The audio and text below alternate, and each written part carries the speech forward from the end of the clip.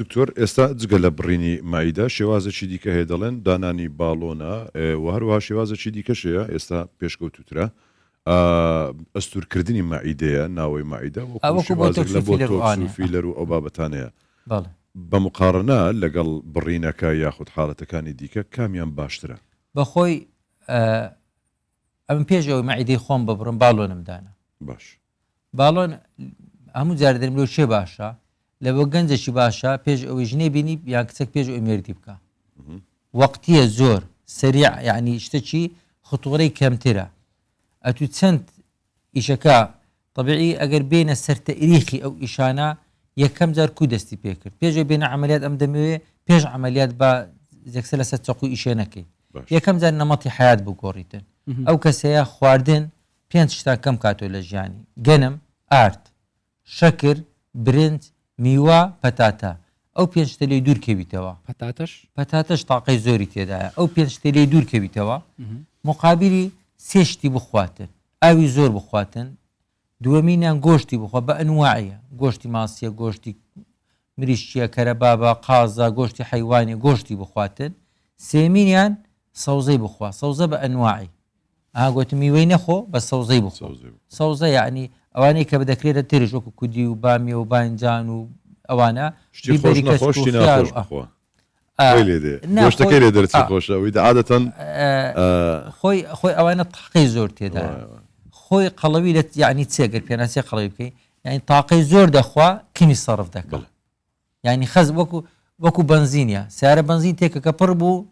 تەواو دەریت کە تێمەکە بەڵام لە ئینسانی هەرچەند تێی دەکەی ئەتو تازە ئەوە سەر پێچکت خواردیا دوایە کاوجە چای دەخۆی ئەوجە پاقلاوی دەخۆی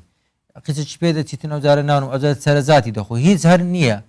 طبی ئەوانەی کە قەڵەون هە نازان تێربوونیانی چ یعنی ئەوە لەوانەیە یەک برێک و نازانی تێربوونی ئەمن مائیدە هەموو هەرای هەزم ناکەم ئەخر ئەتو قەڵەونی ئەتو بە قەڵەوەکی برێ ئەتو بە قەڵەوەکی برێ یعنی نازانی تێربوونیانی چ یعنی ئەمن نەخۆشەکان دێنەکەنە من چکە بەخۆشم کەونە قەڵەوم تیان دەگەم و ڕاستیش دەکەن دەگوت دەست هەمونم دەخوارد بەیەک دەبە بپسی یعنی نازانی تێربوونی ئەوە کەنجێ ئەو پێژنانی ئەو پێژنانی یعنی خۆی هەندێک شتی قەڵەوی سوودی هەیە لە ژیان دەی شتێک نێ بەبێ سوود سوودەکانی قەڵەوی بە شەر بێ لەگەرێکە چی چەقول لێ بدا چەقو ناگاتە دەرگت بە ئاسانی زۆر مهمە بەر ببیەوە لەسەربانی بە ئاسانی لاقت ناشتێ تێدەگە چی ئیسفنجی لەسەر ئاوێ لە خۆت پاردی لە بۆ مەلوانی زۆر خۆشە یعنی ئیسفادەی زۆری هەیە قەڵەوی ئەو حالە نییە ینی کە ئەوە بیتین لە بە ڕەمەزانە زۆر خۆشە تاقی سەرت دێتە ینی خەزنت زۆرە یان هەندێک قەڵەوی هەندێک ئیسفادەی هەیە ینی هەموو شتە چێر خراپە نیە چکەم بەخۆم کەونە قەڵەوەکانم ینی دەبی باسیەوە مۆفای هەبیتن لە بۆ قەڵەوی یەکەم شت نەمەتی حیات نووسنەکەی ڕێک بێخی